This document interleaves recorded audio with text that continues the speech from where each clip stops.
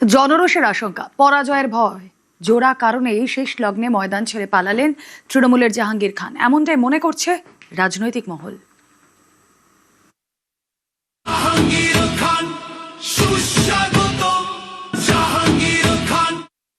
সোনার ফলতা হোক, এটাই আমার স্বপ্ন ছিল। মুখ্যমন্ত্রী ফলতা উন্নয়নের জন্য স্পেশাল প্যাকেজ দিচ্ছে, সেই জন্য আমি সেই রিপলের কন্টেস্ট থেকে আমি নিজেকে দূরে সরিয়ে দিলাম।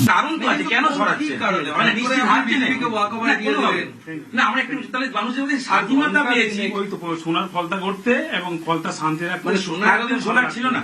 ভোটের সময় ভোটের কাছে যেতেই দেয় না, ঘরে থেকে হুমকি দিয়ে গেছে যেতে হবে না। ঘরের ভিতর ঢুকিয়ে ঘরে দৌড় দিয়ে বলে রেপ করবো, নয় ডাইমনে নিয়ে যাবো, এরকম হুমকি দেয় আমাদের পাড়ায়। এত অত্যাচারের সহ্য করতে আমরা পাচ্ছি না। আজকের মনে মেয়েরা মুখ তুলে আজকে যেন আমরা তাকিয়ে আছি। আমার এই গত ভোটে আমার স্বামীকে আটকে রেখেছিল, আমাকে একাকে ভোট দিতে যেতে হয়েছিল। আটকে রেখেছিল, বলেছে তৃণমূলকে ভোট দিতে হবে। আর দুটো ছেলে 5 বছর বাড়ি ছাড়া, ঘরদর ভেঙে একদম আমাদের থাকার পয়সা রাখে না। 9ই মে বাংলার মুখ্যমন্ত্রীর পদে শপথ নেন শুভেন্দু অধিকারী। 10 দিনের মধ্যেই রণে ভঙ্গ দিলেন এককালে ফলতার ত্রাস বলে পরিচিত জাহাঙ্গীর খান। প্রচারের শেষ দিনে লড়াইয়ের ময়দান থেকে সরে দাঁড়ালেন তিনি। কিন্তু কেন? বৃহস্পতিবার ফলতায় পুনর্নির্বাচন, তার 48 ঘন্টা আগে কেন এইভাবে পালিয়ে গেলেন জাহাঙ্গীর খান? অনেকে বলছেন পুষ্পার পলায়নের কারণ জনতার ক্ষোভ। ভোটে তৃণমূলের ভরাডুবির পর থেকেই মুখ খুলতে শুরু করেছেন ফলতার মানুষ। কিভাবে দিনের পর দিন ভয় আর আতঙ্ককে আঁকড়ে ধরে জীবন কাটাতে হতো তাদের নিশানায় একদা ফলতার ত্রাস জাহাঙ্গীর খান।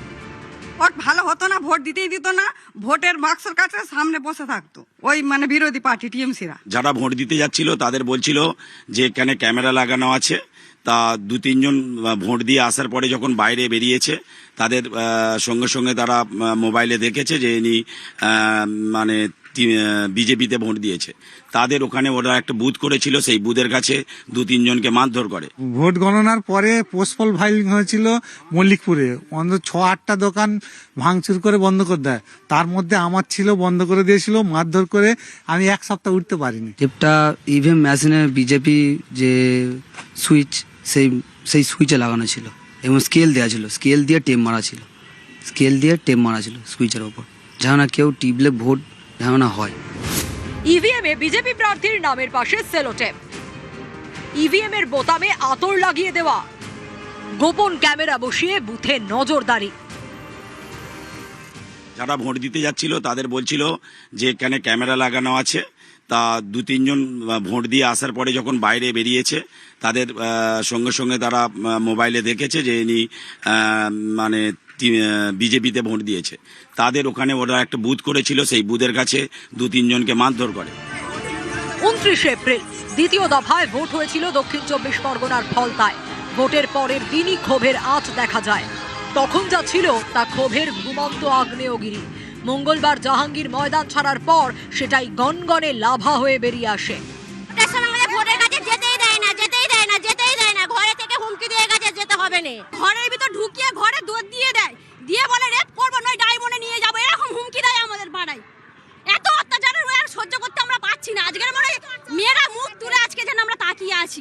আমার এই গত ভোটে আমার স্বামীকে আটকে রেখেছিল, আমাকে একাকে ভোট দিতে যেতে হয়েছিল।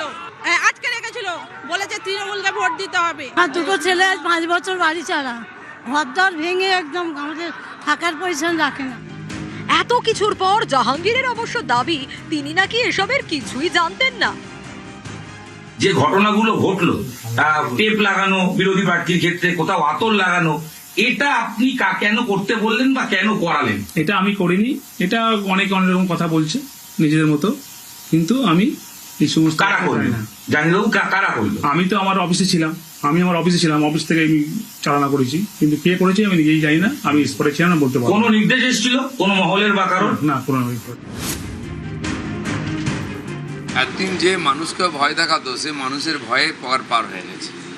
রাজনীতি যদি গুন্ডাগিরি করে বা হাতে যদি কেউ আইন নিয়ে নেয় তার সঙ্গে এরকমই হয়।